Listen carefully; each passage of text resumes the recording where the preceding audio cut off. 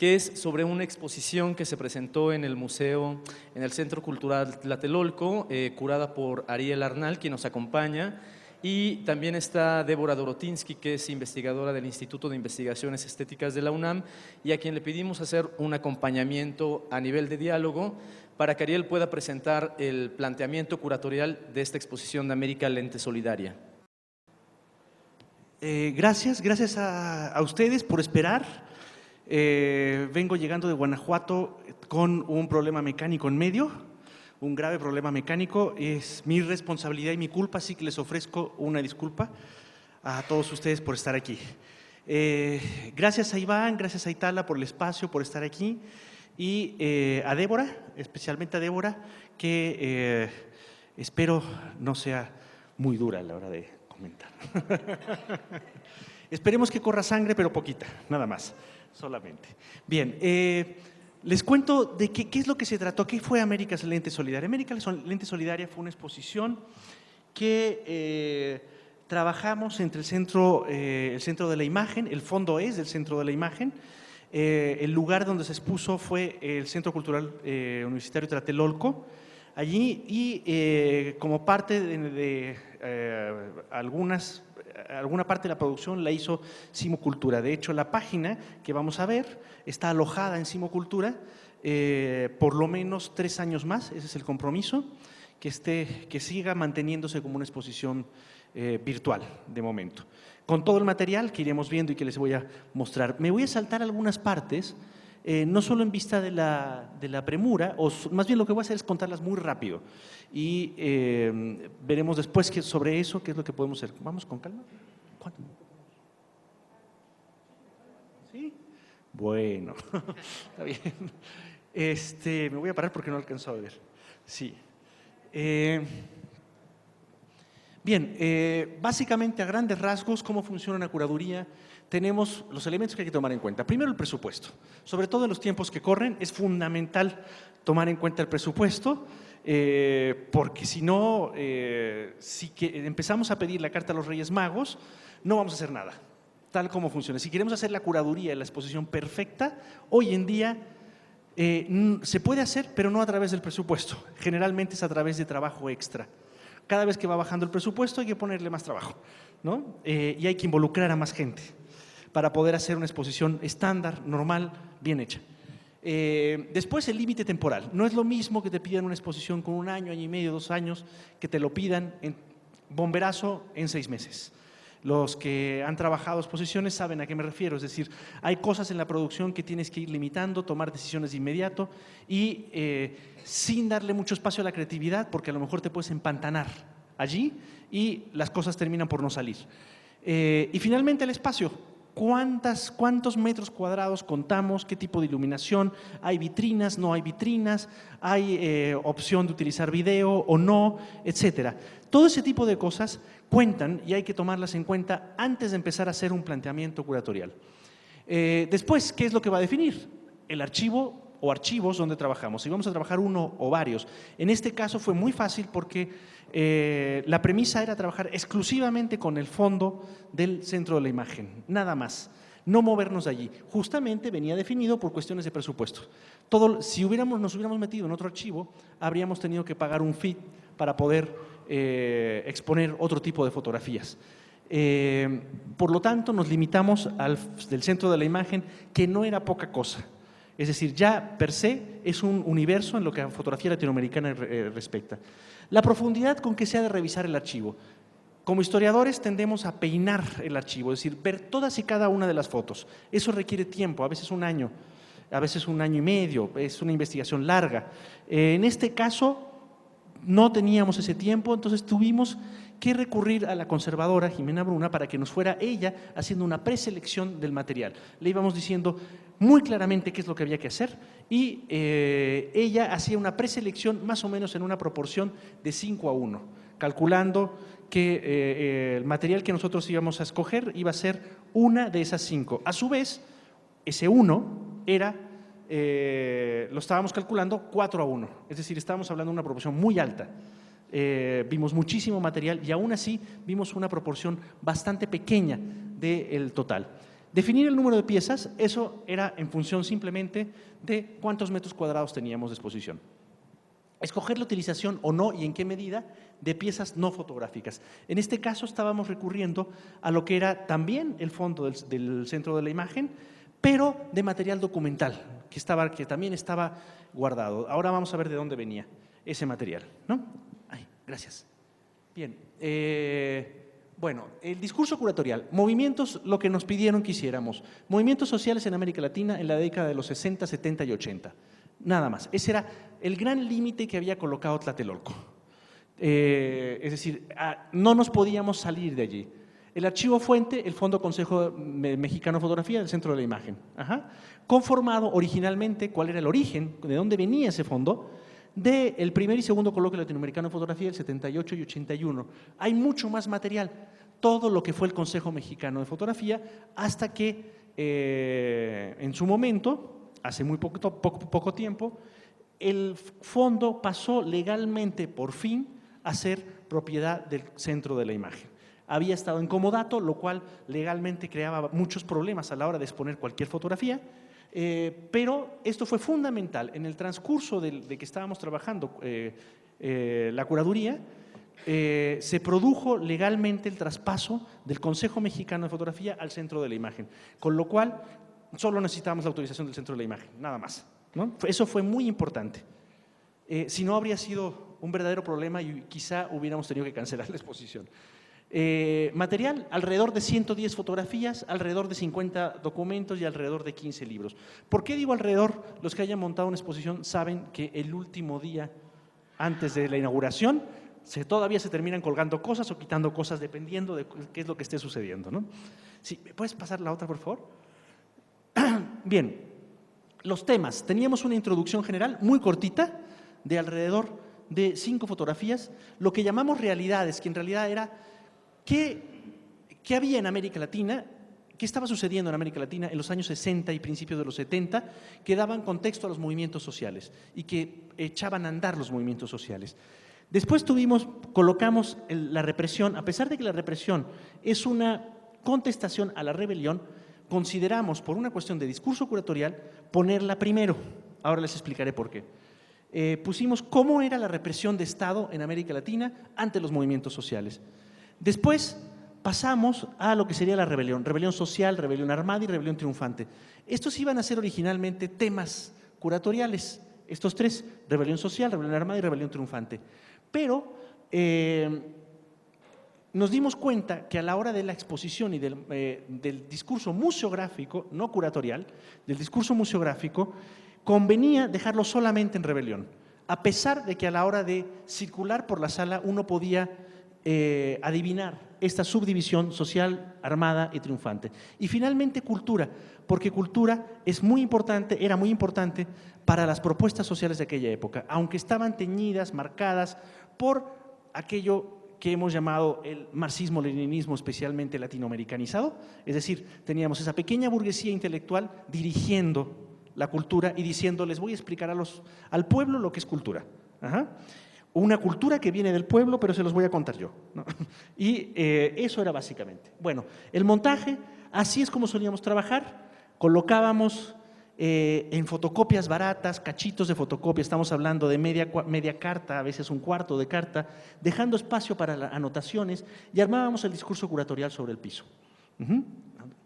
Generalmente la mayoría trabaja así. Después todo lo que fue el montaje museográfico. Propiamente lo que sería empezar con el montaje museográfico, escoger colores, hacer contrastes sobre las distintas paredes. La otra, por favor. Las vitrinas. ¿Cómo íbamos colocando las vitrinas? La cinta azul que ustedes ven demarca el tamaño real, verdadero de la vitrina. ¿Sí? La otra, por favor. Otra más. Con material, todo esto del Consejo Mexicano de Fotografía. Y ya la hora del montaje real sobre las vitrinas por parte de los museógrafos. Esas manos enguantadas que ven ahí son de los museógrafos. Ahí los tenemos haciendo un trabajo realmente de cirugía O sea, los guantes blancos perfectamente podían haber sido cirujano. Tenían un cuidado maravilloso. Y las maquetas, la maqueta, sí, ahora sí, la maqueta de la sala. Los colores, escogimos colores vivos a propósito. El discurso que nos pidieron dar desde Tlatelolco era un discurso optimista. Es decir, teníamos la represión, desapariciones, torturas, desnutrición infantil, etcétera. Y nos decían, bueno, ¿qué es lo positivo que nos ha dejado esta parte oscura de la historia latinoamericana? La solidaridad. Y eso es lo que teníamos que rescatar nosotros. Por eso se llamaba la exposición América Lente Solidaria. Porque la solidaridad fue muy importante, fue una herramienta que permitió no solo sobrevivir, sino crear cosas nuevas en América Latina. Y por eso empezamos a colocar, el museógrafo propuso colores vivos, colores basados en la época. Yo cuando vi la maqueta dije, chin, vamos a hacer una exposición en el Vips. Y dije, qué tragedia. Pero ya cuando lo vimos montado, dije, no, otra cosa es. Esto ya es el montaje. Estas, si quieres, pásalas más rápido, las podemos ir pasando más rápido. Las vitrinas en el centro, la presentación de las fotos, ya colgadas, ahí están todavía colgadas, con algunos textos, ahorita voy a hablar de los textos. Pusimos solamente 2 elementos explicativos. Uno era un mapa de América Latina, donde aparecían el número, cifras oficiales, solamente cifras oficiales pusimos, desaparecidos, detenidos políticos, desplazados, exiliados, fundamentalmente. En algunos casos, espera, ¿puedes regresar la otra, por favor? Ahí. En algunos casos, por ejemplo, en Brasil, el número de desaparecidos es cambiante porque el discurso oficial, y todos están de acuerdo, incluso las ONGs pro derechos humanos, en que el número oficial de desaparecidos va bajando a medida que van apareciendo los desaparecidos. Es decir, estamos hablando de que a medida que van apareciendo los cadáveres de los desaparecidos, el número oficial de desaparecidos baja, porque ya no son desaparecidos, ya tienen nombre, son muertos con nombre. Nosotros, el resto de América Latina, lo que hemos hecho es dejar una cifra oficial a partir de una fecha y de ahí no se mueve, ¿no? Podemos decir, bueno, de estos desaparecidos, de ese total de desaparecidos, hemos encontrado tantos cadáveres, por lo tanto ya no son tantos, pero queda como una nota a pie de página, prácticamente, ¿no? Casi. Y, bueno, y después, aquí ustedes no lo ven, pero este mapa después se cambió, este es el mapa original, afortunadamente, no lo notan, pero los desaparecidos de Honduras están marcados sobre Costa Rica, porque el diseñador se le fue y por alguna razón política decidió juntar Honduras y Costa Rica en un solo país, ¿no? Entonces, pero bueno, luego tuvimos que cambiar el mapa. Así quedó el día de la inauguración. Y finalmente, una línea del tiempo explicando simplemente cómo iban apareciendo las dictaduras y cómo iban desapareciendo. Es decir, de los años 60, en algunos casos de los años 50, hasta los años 90. Ahora sí, la otra, por favor.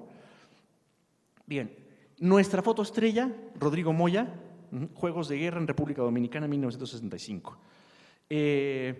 Representaba para nosotros la exposición. ¿Por qué?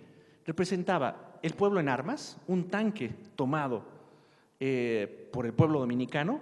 Según me dijo el propio Rodrigo Moya, al día siguiente fue volado por el ejército de Estados Unidos, ese tanque, ya no estaba allí al día siguiente. Pero ahí, y vemos, por ejemplo, lo que es un niño, la juventud optimista además, y muy en la época, jugando a la guerra. Ustedes no lo alcanzan a ver aquí, pero tiene una pistola de juguete en la mano. Es decir, en aquella época incluso eso se daba como era una solución. Es decir, la lucha armada nadie se la cuestionaba, había que hacerla, punto, ¿no? Era parte del discurso operativo de aquella época. Bien, la otra, por favor. ¿Es esta? ¿Sí? A ver. Sí, bueno, seguimos, a ver. Creo que la coloqué mal. Bien, y así es como fue quedando. Teníamos pequeños textos explicativos. Después teníamos acá frases sacadas de los propios fotógrafos, en este caso es de Sara Facio, y libros. Aquí tenemos el libro de Humanario de Sara Facio, el de Nicaragua, en la que aparecían las fotografías de Valtierra, la primera publicación. Libros que quedaron de una vieja curaduría que hizo en 1978 María Cristina Uribe, fotógrafa guatemalteca que desarrolló toda su carrera en la Argentina, fundadora de La Azotea, una de las primeras editoriales latinoamericanas, no es la primera, pero es de las primeras editoriales estrictamente fotográfica, pero sí es la primera fundada mayoritariamente por mujeres y especializada en el trabajo de mujeres, que funciona hasta el día de hoy. La lleva Sara Facio. Las dos son muy amigas, pero María Cristina Uribe ha regresado a vivir a Guatemala. Y ella curó la exposición que se hizo en el 78 en el Carrillo Gil, en México, sobre libros. Es la primera gran curaduría de libros fotográficos a nivel latinoamericano. Y eso es importante decirlo. ¿De qué manera se hizo en aquella época donde no había internet, no había Facebook, no había fax siquiera? Solo había telegramas y correo postal y teléfono, no había más. Ajá. Y las llamadas telefónicas eran carísimas. A pesar de eso, María Cristina Uribe logró organizar a los fotógrafos latinoamericanos y logró que cada quien, si era necesario, oye, fulanito, vas a México, Mengano tiene que mandar 10 libros, ¿te puedes llevar 5 en tu maleta? Órale, perfecto. Todo eso lo coordinó ella. Es un trabajo bestial y del cual ella está, por supuesto, muy orgullosa, ¿no? Ahora sí, el otro, por favor. Este es el de Sara Facio, con las pequeñas temas. Ese es el día de la inauguración, ahora sí, el día de la inauguración. Las vitrinas, así quedaron. Entonces poníamos, por ejemplo, fotografías, cómo habían sido publicadas, si aparecían en 2 o 3 publicaciones las poníamos también. Nuestro límite fue los años 80, no nos pasamos de publicaciones que estuvieran más allá del año 82 y hasta ahí llegamos. Porque luego son fotografías que, por ejemplo, esta de Sara Facio ha sido publicada, no sé, cientos de veces. ¿Sí? La otra, por favor. Teníamos cortes temáticos que eran segmentos de las fotografías más importantes de cada uno de los temas. La otra. Y aquí, si quieres, lo podemos pasar rápido porque estas son fotografías que ustedes pueden ver en línea hoy en la página web. Longoni. O sea, podría detenerme en cada una de las fotografías, pero yo creo que si quieren después lo que podemos hacer es, si da tiempo, nos metemos en ello. Son las más importantes. Esta está pixelada igual que otra que viene más adelante. Esta también está pixelada. Y sigue. Está tardando en pasar. Es que está muy pesado el archivo. Tiene video y tiene audio.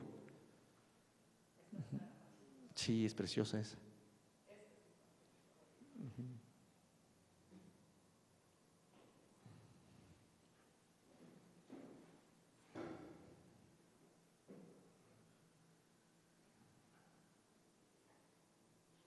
Es que esa es muy pesada, tiene mucha gente. Ahí, listo. Bueno, pusimos audio. El audio que ambientaba la sala, también acordamos que fuera todo, tratara de ser en su mayoría, en 80% optimista. Tenemos, por ejemplo, y en eso llegó Fidel, se me movió la foto, ya vi allá arriba, de Carlos Puebla. Ahí estás, mira, ahí tienes el cursor arriba. En la pantalla. O, por ejemplo, Charly García, No bombardeen Buenos Aires.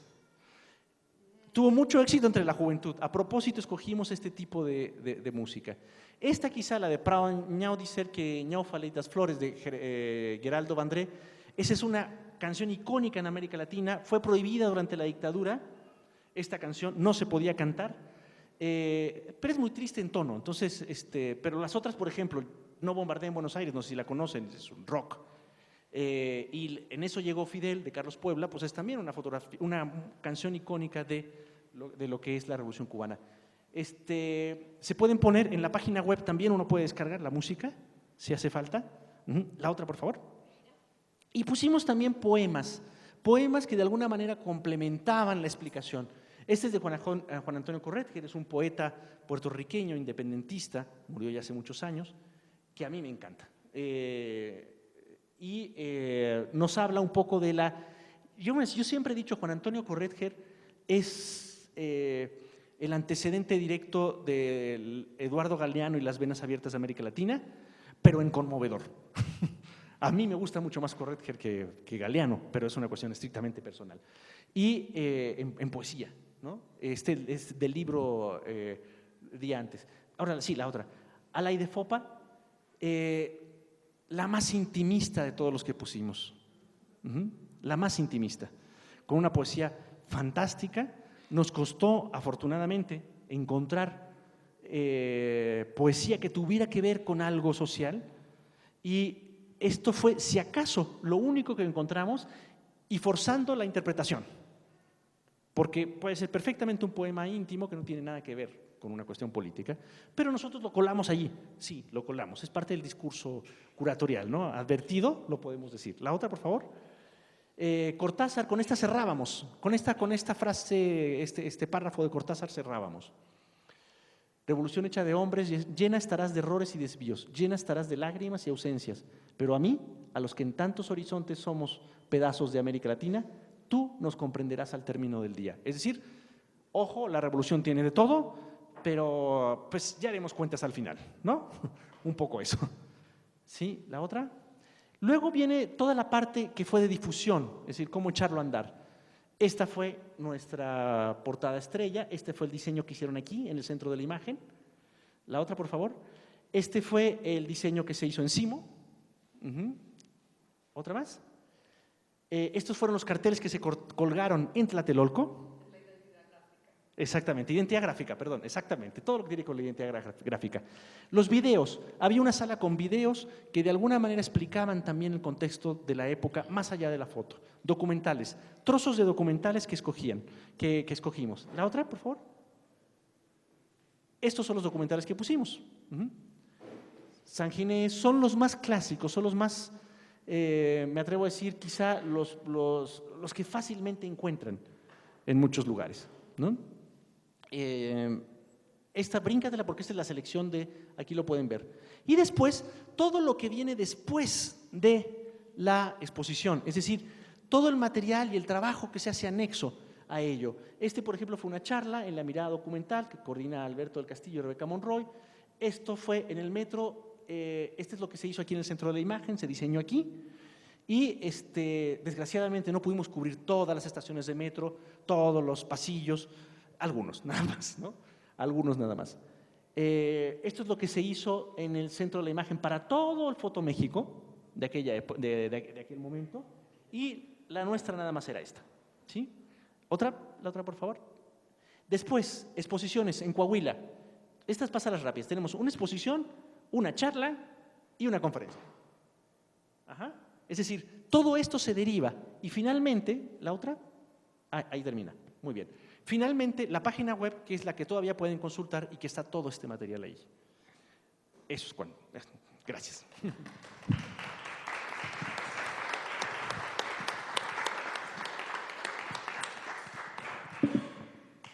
Hola, buenos días.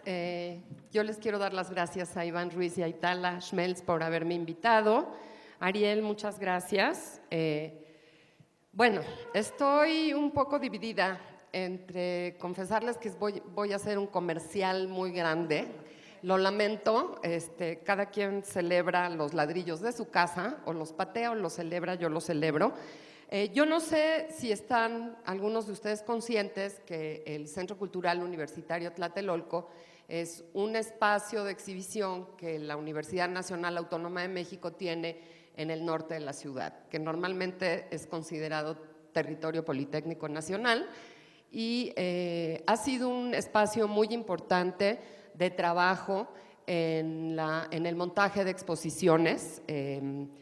Ahí va el comercial. Tenemos ahora una exposición montada que se llama El viaje de los objetos. La armamos entre exalumnos y alumnos del posgrado en Historia del Arte, Ana Elena Mayet, Julio García Murillo, curador del Centro Cultural Universitario Tlatelolco, y yo. Y uno de los propósitos de este espacio, que se divide en varios espacios de exposición, por un lado, con el Memorial del 68, es abrir a debate, abrir a discusión la representación visual de estas condiciones y estos estados de lucha social. Entonces, en ese sentido, la exposición que curó Ariel con María de María y Campos, pues respondía a una de las misiones que tiene el Centro Cultural Universitario. Y el otro espacio es un espacio que se llama Sala de Colecciones Universitarias, y que en un principio arrancó como se llama Museo Expuesto. Entonces, me parece que el ejercicio que acaba de hacer Ariel de desconstruir la exposición y explicarles un poco cómo se procedió, cómo se hizo el trabajo, es muy apegado a esta vocación del Centro Cultural Universitario para que la gente empiece también a pensar un poquito que una exposición es un discurso construido, que no es un discurso natural, que no es una cosa dada, sino que es una cosa armada y que evidentemente tiene un propósito ideológico. O sea, puede ser propaganda y propaganda de mucho tipo, puede ser una reflexión crítica. Y ahí van las preguntas. Hecho el comercial, los que no han visto, la exposición se quita el fin de semana que viene. Vamos a tener un evento importante de teatro de sombras balinés con una orquesta gamalán. No sé si sábado o domingo, chequen la cartelera de Tlatelolco, la verdad es que va a estar muy interesante. Y en este tenor de tratar de desmontar y desconstruir un poco el lenguaje y el concepto curatorial, yo te quiero preguntar pues, algunas preguntas generales. Primero, que fue algo que no vi en la exposición y que te pregunto ahora, a ver, ¿cómo defines América Latina? ¿Cómo conceptuaste América Latina? ¿Había espacio, había tiempo, había lugar para cuestionar qué cosa es América Latina? Y advierto que la pregunta va porque, como historiadora formada en la Facultad de Filosofía y Letras de la UNAM, pues yo leí Edmundo Gorman, La invención de América, y O'Gorman en La invención de América nos aclara que América es una construcción, que América no existe, que es una invención, que se dio con la conquista y que lo que había aquí pues eran un montón de reinos con poblaciones originarias que tenían sus denominaciones locales, sus lenguas locales. Y Walter Miñolo, un teórico latinoamericanista, retoma la idea de O'Gorman y desmonta el concepto de América Latina. Entonces, la verdad, creo que esta experiencia de solidaridad y de hermandad de las dictaduras, los exilios de los años 60, 70, 80, nos ha llevado a pensar que América Latina es una cosa que sí existe. Bueno, va la primera pregunta. ¿Qué entendiste por América Latina? Bueno, gracias, Débora, por retomar justamente la parte más divertida de la historia, que es la parte creativa, la parte de invención, la parte donde uno, si bien inventa, lo tiene que hacer con argumentos, ¿no? Eso es lo que aprendemos en la escuela cuando uno se dice historiador en formación. Efectivamente, es totalmente de acuerdo con O'Gorman y con Miñolo. Aquí tuvimos que redefinir para esta exposición qué era América Latina y cómo partíamos de una realidad absolutamente que estaba permanentemente encima de nosotros, que era no podemos sacar más fotos de ningún otro lugar que no sea el centro de la imagen porque no hay presupuesto. Dijimos, bueno, América Latina va a ser las fotos que haya de América Latina en el centro de la imagen. Eso es decir, cuando Débora está diciendo esto, que es un discurso construido, ese fue nosotros el punto de partida que tomamos. Es decir, el material que había en el centro de la imagen. De allí nos llevamos, empezamos un poco a rascar ya en esa construcción conceptual de no qué pensábamos nosotros que era América Latina, sino qué pensaban los fotógrafos de los años 60, 70 que era América Latina. Y es ahí donde encontramos ese discurso construido del que habla Débora. Es decir, ¿qué estaban construyendo en aquella época ellos como concepto de América Latina a través de la lente, en este caso? Y eso fue lo que encontramos. Es decir, encontramos que América Latina era un continente oprimido en aquella época. Estamos hablando de la Guerra Fría, ¿no? Donde los buenos era todo lo que venía de la Revolución Cubana y el diablo con cola, como diría Chávez, que huele a azufre, ¿no? Vivía allende el río Bravo, ¿no? Esa era la concepción que se tenía de América Latina en aquella época. Hay que añadir que se incluyó en los coloquios fotografía chicana. Sin embargo, fue muy interesante porque la fotografía chicana realmente era otro planeta. No entraba en esta definición que ellos mismos se habían dado de lo que era América Latina. Es decir, que era un continente en efervescencia de movimientos sociales, con objetivos concretos, muy cercanos al socialismo, no siempre, pero cercanos, a veces el socialismo cristiano, ¿no? A lo que pudiéramos dejar más del lado de la vertiente social de la democracia cristiana, ¿no? Hasta, por supuesto, la lectura radical de cualquier movimiento armado, ¿no? Eso era América Latina y en eso fluctuaba, había límites, discutían entre ellos, pero esos eran los límites donde estaba el concepto nuevo de América Latina a partir de una lente. Lo que cosía todo ello era la solidaridad. Eso es lo que nos encontramos, eso es lo que nos dimos cuenta. La solidaridad era la que cosía en aquella época todos estos conceptos. Podían discutir, podían pelearse, pero ahí estaba.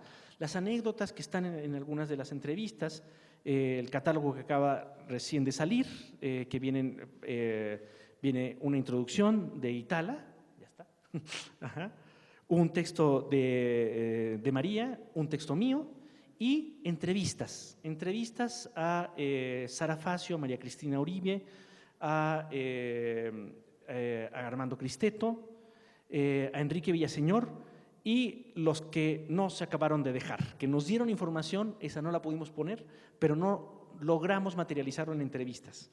Se cita, el resto de personajes se citan, ¿no? Desde Gasparini hasta Pedro Meyer, por ejemplo, ¿no? Que son los organizadores de todo ello. En ese abanico amplio, ¿no?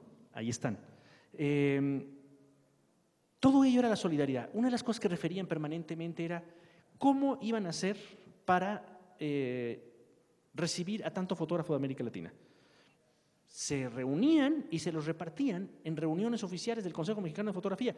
Fulanito te toca acoger a Mengano, Sutano, etcétera. Así, los repartían como si fuera una especie de hotel solidario. Lo cual, después las anécdotas, por supuesto, era fulano fuma todo el día, me dejó la casa llena de humo, se comió todo el refrigerador, ¿no? Otros que habían sido maravillosos y habían surgido grandes amistades, de todo. ¿No? Nos encontramos de todos, pero eso no se lo cuestionaban, era la manera de hacerlo. Y creo que eso, el discurso al final que tratamos de echar a andar en esta exposición, era ese, transmitir justamente cómo la solidaridad hacía cosas, mueve cosas. Y ahora más que nunca, yo no pensé que fuera a llegar tan pronto, pero con los recortes en cultura, vamos a tener que volver a eso. Y es triste, pero no es broma. Vamos a tener que volver a eso y volver a ese espíritu de hacer las cosas por querer hacerlas, porque no hay presupuesto. Ahí estaban ellos, ahí es donde estaban, ninguno cobraba, ¿no? Está el mito nunca comprobado de que, por ejemplo, compraron material, papel de impresión para mandarlo a Cuba, porque por el bloqueo los cubanos no podían mandar fotos porque no las podían imprimir, ¿no? Entonces, ese tipo de cosas, ¿no? No sé si respondo. ¿Sí? Perfecto. Justamente mi segunda pregunta era esta pregunta de cómo se entendía o cómo estás viendo, cómo se vivió la solidaridad. Y yo sí quiero aclarar, yo veo gente aquí de todas las edades, a lo mejor para los más jóvenes esta es una experiencia que se les escapa, y yo lo digo como experiencia de vida personal. Mis abuelos llegaron a este país como exiliados polacos, judíos, huyendo de los crematorios de la Segunda Guerra Mundial, escapando de la Shoah, y la solidaridad es una experiencia que se ha vivido en este país prácticamente desde el siglo XIX. Y así llegamos los judíos, así llegaron los armenios, así llegaron los libaneses católicos y así llegaron todos los exiliados latinoamericanos. Y los que fuimos adolescentes en estos años que estaban llegando los exiliados, siempre tuvimos a alguien alojado en la casa. Es más, yo recuerdo a mis papás que fueron hippies, que tuvimos compañeros. Mi padre estuvo un tiempo viviendo en Estados Unidos y recibimos 2 compañeros de escuela de mi padre que estaban evitando que los enlistaran en el ejército para la guerra de Vietnam. Entonces tuvimos 2 fulanos extrañísimos viviendo en casa. Esta experiencia latinoamericana fue no nada más en México, sino fue una cosa global de recibir gente, darle asilo, fue lo que pasó, ¿no? Es una experiencia que creo que se generalizó y creo que este lazo y este vínculo de apoyo fue algo que experimentamos en todos los países en América Latina. Y mucha gente se regresó después del final de las dictaduras a sus países de origen y se pudo reintegrar. Otra gente no se pudo reintegrar y se regresó a México. Y esta es una experiencia, la experiencia del desarraigo, muy dolorosa. Y bueno, muchos rockeros argentinos han cantado al respecto. León Gieco tiene muy buenas canciones al respecto. Entonces, esta experiencia de solidaridad creo que es algo que marca todo el periodo, no fue una categoría artificialmente impuesta, es una categoría que sí sale de la experiencia y creo que en ese sentido la exposición lo expresó muy bien. Otra cosa que te quería yo preguntar era justamente esta experiencia de los coloquios del Consejo Mexicano de Fotografía que derivó, tuvo dos salidas. Por un lado, el primer y segundo coloquio latinoamericano hecho en América Latina de fotografía y por otro lado estas bienales de fotografía latinoamericana. Y aquí yo en lo personal haciendo una revisión solamente del trabajo de algunos fotógrafos, pues me he topado con que la historiografía nos ha platicado una historia, ¿no? No, es que en estos coloquios lo único que importó fue la fotografía documental y hacer denuncia social. Si ustedes se sientan a revisar acá en el Centro de la Imagen los catálogos del Consejo Mexicano de Fotografía, los que salieron estos hechos en América Latina, se van a dar cuenta que hay un montón de foto experimental también. A mí me llamó mucho la atención que en la selección que hiciste tienes incluida, bueno, esa foto de Sara Facio que ya vimos de la niña con la muñeca, que es terriblemente ominosa la imagen, y además tiene una foto que es una especie de transferencia de fotocopia. Estos son procesos de neográfica que se utilizaban a finales de los 70 y 80. Ustedes pueden ponerle acetona a un papel, agarrar una fotocopia, que es lo que hacían, rasparle, o sea, poner en contacto la fotocopia con el papel con acetona, rascarle y transfieren, porque es grasosita la tinta de la fotocopia, la transfieren al papel. Entonces tienes una foto de Suma y otra foto de Ehrenberg, de Proceso Pentágono, que son estos experimentos. La imagen tiene que ver con las problemáticas de resistencia, de revuelta, pero hay unas que no.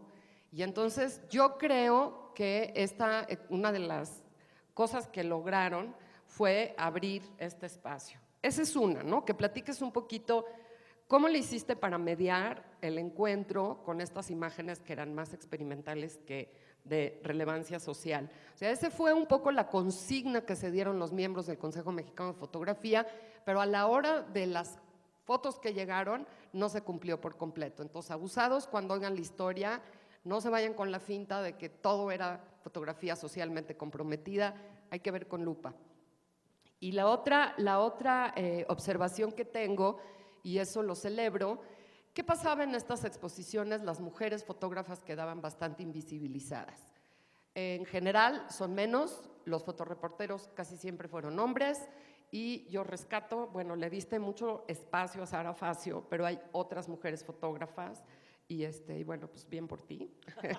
Muchas felicidades, creo que eso fue muy atinado. ¿Qué pasó en el momento en el que estuvieron haciendo las revisiones en tus encuentros con estas mujeres que están participando? Porque los movimientos feministas en estos años quedaron muy escondidos detrás de las luchas sociales y políticas. Entonces, estamos hablando de situaciones de urgencia en América Latina, muy parecidas en todos los países. ¿Qué pasa con los feminismos y con las luchas de las mujeres por la equidad de género en 60, 70, 80, que quedan de pronto ocultadas, opacadas y muchas veces reprimidas, literalmente, por esta urgencia de los movimientos sociales y políticos? Si me acuerdo de la primera. Del Consejo Mexicano, sí. Bien, quien conoce bien, quien se estuvo metiendo mucho en el archivo del Consejo Mexicano justamente es María. María está mucho más metida, conoce mejor el proceso, por eso el texto de ella, que está en el catálogo, es sobre el Consejo Mexicano de Fotografía. Ya salió. O sea, está en línea. No, está en línea. Okay. Es decir, bienvenida a la realidad presupuestal. Entonces teníamos la opción o de enmarcar fotos o de publicar papel. Okay. Entonces decidimos enmarcar fotos, nada más, ¿no? ¿Pones la liga donde lo podemos aquí. Esta, sí, es americalentesolidaria.com. Okay. Me meto aquí, catálogo, ahí abajo. ¿Y solo se puede ver en línea? No, se puede descargar. Es medio complicado, hay que hacerle una trampa. Yo todavía quiero que se pueda descargar directamente, ese era el acuerdo, ¿no? Pero hay que buscarle y se puede descargar. Yo lo descargué, yo que no sé nada de esto, lo pude hacer en 5 minutos, nada más. No sé por qué ahora no se ve. A lo mejor tienes mala conexión. No, creo que… es que no, hay que bajarle, ¿ves? Que no sé nada de informática, de esto se trata. Aquí aparece, bueno, tenemos los créditos, el índice, la vocación latinoamericana del Centro de la Imagen, de Itala, Certera Voz de Luz, ese es el mío, el de María es la pesquisa de las imágenes del Consejo Mexicano de Fotografía, y después tenemos las entrevistas a Armando Cristeto, Sara Facio, María Cristina Uribe y Enrique Villaseñor. No, en el catálogo no están incluidas las fotos, pero sí en la página. Esa es otra modificación que todavía tenemos que hacer, que el catálogo completo se pueda bajar, aunque sean con las imágenes en baja resolución. Es importante que sean en baja resolución, porque la propiedad de estas copias pertenece al Centro de la Imagen. Entonces, a pesar de que el Centro de la Imagen tiene la obligación por contrato de hacer la difusión, tampoco se trata de andarlas regalando así nomás, ¿no? Entonces, se trata por lo menos que las vengan a pedir. Esa es la idea. Entonces, está aquí, los textos ya se pueden bajar. Los textos son, en principio, queríamos que fueran de difusión, porque para que los pudiera leer cualquiera. Esa era la idea. No de grandes textos académicos, para que empezaras a leerlo y el segundo párrafo dijeras ya no, ¿no? La idea era que la gente los leyera. Entonces, ese fue más o menos la intención. Ahora bien, sí. ¿Contesté la primera? Sí, ya. La experimentación, esa es muy interesante porque tocaste un tema que te voy a contradecir aunque me ponga la soga al cuello. Sí, estuvimos buscando, tratamos de hacer justamente el hilo conductor, la justificación para que apareciera era si esa experimentación tenía alguna lectura social o no. Encontramos poquísimas imágenes de experimentación, fotografía experimental, con algún carácter social. Encontramos algunas más, pero eran bastante malas. Entonces, mejor las dejamos afuera. Y hay unos de chicanos que justo juegan con esto. Exactamente. Rayadas. Hay mucho. Y me atrevo a decir que, retomando lo que tú dijiste de que no todo es fotografía documental, no solamente no todo es fotografía documental, me atrevo a decir que por lo menos la mitad es fotografía no documental. Por lo menos la mitad. Y quizá más, ¿no? Itala, seguramente tienes más los datos, ¿no?, al respecto, ¿no? Yo creo que hay mucha más fotografía no experimental que llegaron a ambos coloquios que fotografía documental. Lo que pasa es que la fotografía documental se reunió y cacareó alrededor de sí misma mucho y gritó muy fuerte, ¿no? ¿Qué pasó con nuestros fotógrafos que no eran documentales, como Carlos Jurado, que si no han visto la exposición, al ratito suben y la ven? Córranle. Eso quedó, que se quedaron marginalizados, o fue el caso de Lázaro Blanco, incluso Bostelman, Enrique Bostelman, Claro. tiene una foto, no me acuerdo si es en el primero o en el segundo catálogo, que es totalmente experimental. O sea, hay cosas conceptuales ya, de veras que son catálogos que hay que regresar y verlos otra vez. Y yo creo que los historiadores de la foto tenemos que repensarlo. Sí, Tala. No sé, nada más hacer un paréntesis de que evidentemente el fondo del Consejo Mexicano de Fotografía no se puede revisar en una sola exposición, ¿no? Claro, es Pues gigantesco. bueno, nos enfocamos muchísimo en esta exposición a poder recuperar esta historia de los movimientos sociales, no voy a quitar ahorita más tiempo. Tenemos tesoros que tienen que ver con ese periodo de la experimentación y eso nos ha llevado justamente a tener ahorita a Carlos Jurado y a Fernel Franco Así que es. participaron en los coloquios y que representaron pues esa corriente. Creo que nos vamos a llevar muchas sorpresas cuando podamos abordarlo. Pero también estamos colaborando con la exposición que está haciendo Cecilia Fajardo de mujeres radicales, que se va a presentar pues también va a estar en el MUAC después, ¿no? Primero en el Hammer, y ahí están entrando muchas autoras que están también en el fondo del Consejo. Entonces va a ir apareciendo todo ese material. Así es, hay muchísimo material, hay mucho material, sobre todo también para jóvenes investigadores, y no estoy queriendo, aquí con tanto joven no estoy queriendo decir nada, ninguna indirecta, son todas directas. Es decir, hay mucho por investigar, hay mucho. Es un fondo que a nivel de investigación todavía falta profundizar porque es muy grande el fondo del Centro de la Imagen. Y concretamente, nada más el del Consejo Mexicano. El Consejo del Consejo Mexicano es muy grande y hay muchas cosas por ver. Lo otro que dijiste de las mujeres, efectivamente, fue muy, muy interesante porque a la hora que empecé a escoger las fotos, no me fijé en el género. Y de repente te das cuenta, ocurre lo mismo, por ejemplo, no sé si te acuerdas los 15 años de alquimia, ¿no? Cuando se hizo los 15 años de alquimia, resultó al fin y al cabo… La otra revista de historia de la fotografía en México, hay dos, Luna Cornea y Alquimia. Ajá, que es de Lina, la de alquimia, ¿no? Depende de Lina. Los editores se dieron cuenta al final que de los textos que habían escogido, todos eran mujeres. No había ni un solo hombre. Y eso hablaba de la calidad de la investigación, y que era una cuestión de coincidencia. Es decir, aquí ocurrió algo parecido. Y me atrevo a decir que los fotógrafos, de los que más fotografías tenían, eran Rodrigo Moya y Sara Facio, ¿no? Después María Cristina Uribe, Marucha, ¿no? Proporcionalmente no había muchos, sí, pero teníamos, proporcionalmente no era mayoría, porque el fotoperiodismo se consideraba fundamentalmente, que es la gran cantera de la fotografía documental, exactamente, se consideraba una actividad masculina y por lo tanto quedaban relegadas, lo cual afortunadamente ya va siendo cada vez menos. Pero sobre todo las que había eran de primerísima calidad, más que el 80% de los fotógrafos excelentes que le seguían, me atrevo a decirlo así, de esa manera, ¿no? Por ejemplo, María Cristina Uribe y Sara Facio militaban en ese momento en el feminismo, pero estaban en una rama bastante conservadora dentro del feminismo, es decir, estaban allí, estaban trabajando por ello. Y su manera de darse a conocer era ser profunda, disciplinada y obsesivamente profesionales. Esa era la manera de trabajar de ellas y de darse a conocer y decir, este es el trabajo que hacemos nosotras y somos mujeres. La azotea se funda fundamentalmente por mujeres, un par de hombres, ¿no? Muy poquititos y uno de ellos gay, ¿no? Entonces, pero me atrevo a decir que el 80% de quienes fundan la azotea son mujeres que están militando en los distintos movimientos feministas. No es casualidad. Y que le den tanto peso a la fotografía de mujeres en la azotea, ¿no? En esa primera etapa, ¿no? Ahora es otra cosa, muy variada, pero sigue teniendo su beta. Ariel, en los como 8 minutos, 5 minutos que nos quedan. No, ¿5? ¿No? Una última pregunta. Uno. ¿Un minuto? Bien. En un minuto responda usted, por favor, doctor. Ustedes saben que no siempre se pueden hacer exposiciones con las fotos originales.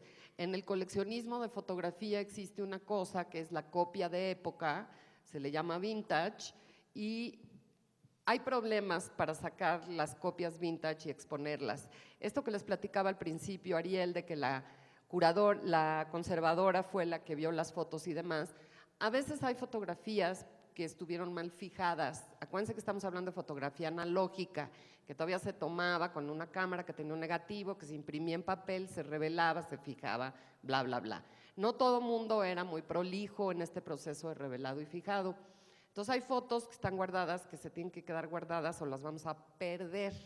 ¿Qué se ha hecho? Muchos acervos han digitalizado sus imágenes para que se impriman copias contemporáneas y lo que se exponga impreso en materiales como Sintra, por ejemplo, que es una especie como de cartulina, bueno, no cartulina, cartón plastificado, y las fotos no se ven tan afectadas por la luz.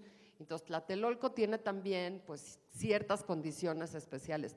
¿Qué hicieron ustedes con respecto a eso? ¿Sacaron los originales del Consejo Mexicano de Fotografía, lo que se quedó aquí de las bienales y los mostraron, sacaron los vintage o hicieron reimpresiones? Porque hacer reimpresiones cambia el presupuesto, pero ponerles María Luisas de libres de ácido a las fotos vintage también te sube el presupuesto. ¿Cómo resolvieron eso?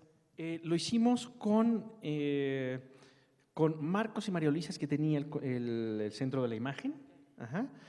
Fueron todas vintage, pero justamente la indicación de Itala a posterior fue procura que sea todo reimpreso. Es decir, a partir de ahora, digamos, las nuevas, ahora que empieza a circular la exposición, trata de negociar que todo sea en copia.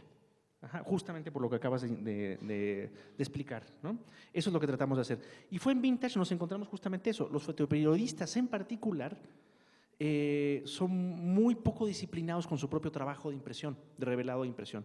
Entonces nos encontramos fotografías que apenas tenían 30 años y ya eran sepias. Y eso evidentemente habla de un mal proceso de revelado, nada más. Algunas, las de los más obsesivos, cuya personalidad es obsesiva, Sara Facio y Rodrigo Moya, estaban impecables, ¿no? Con eso. Pues muchas gracias. A ver, yo quisiera ver si el público tiene preguntas. A partir de todo lo que han escuchado, acuérdense del moto de Mónica. 2 preguntas. Si tiene dudas, pregunte. ¿Preguntas por allá atrás? Nadie.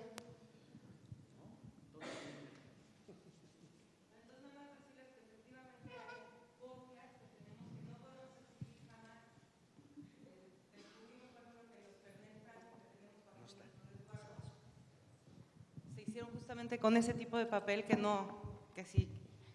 si las exhibimos, que si reciben luz, pues se pierden. Pero por otro lado también nos parecía que esta exposición era un gran lujo que exhibiera los materiales originales. Nunca es lo mismo, ¿no? Y ahorita los de Fernel también son materiales originales. Creo que hay un valor especial en exhibir originales, claro, con toda la responsabilidad que eso implica. Entonces, si ven oscurita la sala cuando tengan una foto, un grabado, una acuarela, no chillen por la mala iluminación. La verdad es que hay un tope de lúmenes que los conservadores permiten que reciba la imagen para no perder la imagen. Sí, así es. María estuvo persiguiendo a los pobres museógrafos con el aparato para medir la luz, ¿no? Y los obligaba a bajar la luz justamente porque eran esos. En este caso se trataba de eso, de mostrar cómo era el trabajo de los fotógrafos, de los fotoperiodistas en material, ¿no? Solo había una foto.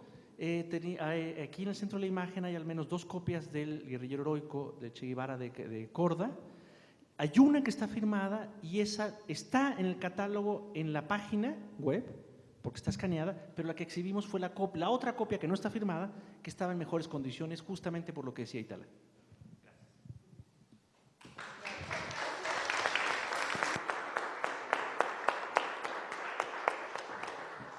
Bueno, los invitamos a tomar un café aquí en el Patio de los Militares y en 10 minutos comenzamos la proyección de Matria, que es el trabajo de Fernando Llanos, y estará dialogando con Carlos Volado, quien también es cineasta. Entonces, vamos al café y regresamos.